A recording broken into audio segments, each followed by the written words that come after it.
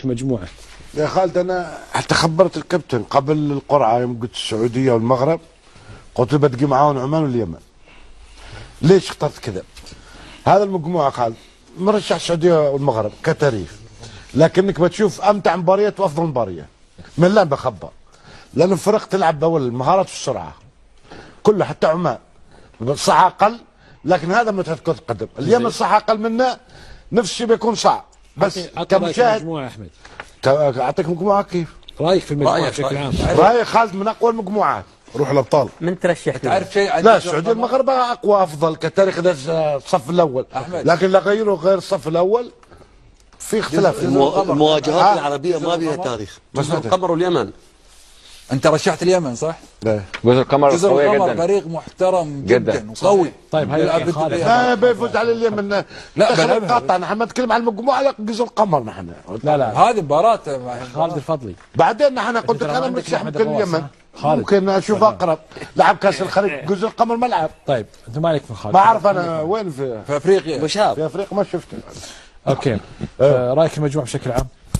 رايي خالد هي انا شايفها مجموعه الجزائر اذا صعد البحرين والعراق. انا اكلمك مجموعتكم انتم اللي فيها المغرب، السعوديه والله والصومال. انا اشوف اصعب مجموعات من اجمل مباريات المتعه بتكون. شكرا لك.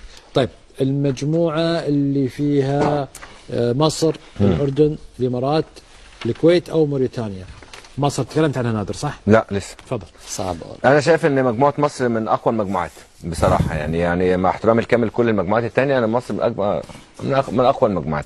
الاردن وصيف بطل او وصيف اسيا، الامارات داخله بقوه جدا. كابتن احمد الكلم قال لي احنا مستعدين للبطوله بشكل قوي جدا. الكويت وموريتانيا لا يقلوا قوه عن الفرق اللي في المجموعه. يعني انا كنت اتمنى الحقيقه منتخب مصر يشارك بالفول تيم، يعني بالفريق كله، وان هو يستفيد من المباريات في الاستعداد لبطوله افريقيا، لان في اخر ممكن سيمي فاينل وفاينل ماتشات قويه يعني.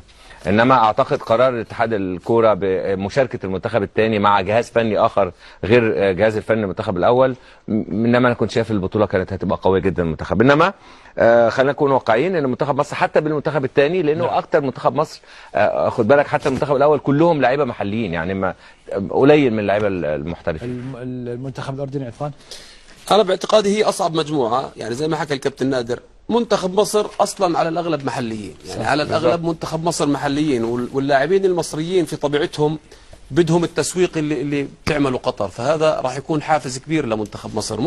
منتخبنا الحمد لله في احسن حالات وثبات من بطوله اسيا. منتخب الامارات استدعوا كوزمان وعندهم 14 15 لاعب مجنس، فبالتالي راح يكون فريق صعب جدا. المجموعه الوحيده اللي فيها 3 فرق متاهلين مباشرين، بس مجموعة مصر والأردن والإمارات هم المتأهلين مباشرة. مباراة الكويت وموريتانيا مباراة صعبة جدا، هاي يمكن احنا ناسينها شوي. موريتانيا فريق محترم جدا جدا، الكابتن خالد أكيد بيعرف هاي المعلومة. والكويت منتخب متطور، فبالتالي المتأهل منهم راح يكون برضه صعب جدا في المجموعة. والدليل الكويت تعادلنا معهم مرتين المنتخب الإماراتي. كأس العالم. أحمد السعيد. انا اتفق مع الاخوان مثل ما قلت لك خالد، مجموعه جدا صعبه، ولكن احنا الحين طبعا في مدرب جديد كوزمان جاء، والفريق طبعا في تحسين، واليوم نزلت لائحه المنتخب واستدعاءات جديده، وبالفتره هاي الماضيه الجايه تقريبا في شهر 7 و8 بتكون في بعد استدعاءات جديده اكثر. اتصور ان التوجه يعني بيكون في التركيز جدا عالي على هذه البطوله، خاصه مع التصفيات لكاس العالم. مجموعه صراحه انا اشوفها مو بسهله، فيها فرص متكافئه، خاصه ليش احنا قلنا صعبه؟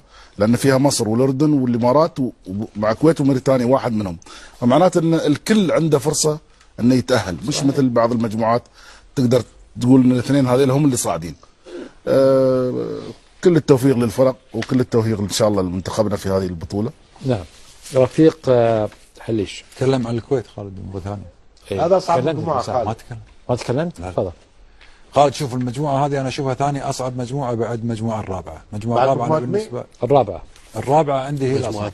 اوكي خليك مجموعتك. مجموعتي انا اقول لك يعني مباراتنا مع موريتانيا صعبه جدا، واتمنى الاتحاد يعد المنتخب بشكل جيد، لان احنا بحاجه للمشاركه في هذه البطولات الكبيره بعد الايقافات اللي حصلت والمشاكل وضعف التصنيف، فبالتالي المشاركه في هذه البطولات مطلب اساسي، فلا بد ان الاتحاد يعد المنتخب بشكل طيب لهذه المباراة. الميزة في الموضوع موريتانيا عندها مجموعة لاعبين محترفين في أوروبا خالد، في فرنسا وفي أكثر من بلد أوروبي، ما راح يشاركون في هذه الفترة لأنها مش فترة الفيفا دي. نعم. وهذا قد يخدم مصلحتنا أن تكون لنا المشكلة أن منتخب موريتانيا راح يجيك مباراة واحدة. ايوه المشكلة خالد أن المنتخب يجيك محترفين جدا جدا، يعني مش منتخب محترم صحيح، مش بسيط، ومن أكثر المنتخبات آخر شهر 11. بس هو مباريات لا المباراة بتاعتكم مع موريتانيا 25 أو 26 راح تكون في شهر 6. أي معناه اللاعبين المنتخب متفرغين خالد. المباراة خمسين مباريات اوروبا هي المباريات الاقصائيه يا جماعة الملحق راح يلعب في تاريخ 25 26 نوفمبر شهر 11. يا اخي ايش فيك يا اخي؟ منتخب موريتانيا ومنتخب جزر القمر شغالين دورياتهم شغاله، الفيفا دي بيكون أنا معاك. بمنتصف نوفمبر. طيب وجزر القمر كذلك. فبالتالي المنتخبين ترى حتى جزر القمر عنده عدد كبير من المحترفين خالد في اوروبا.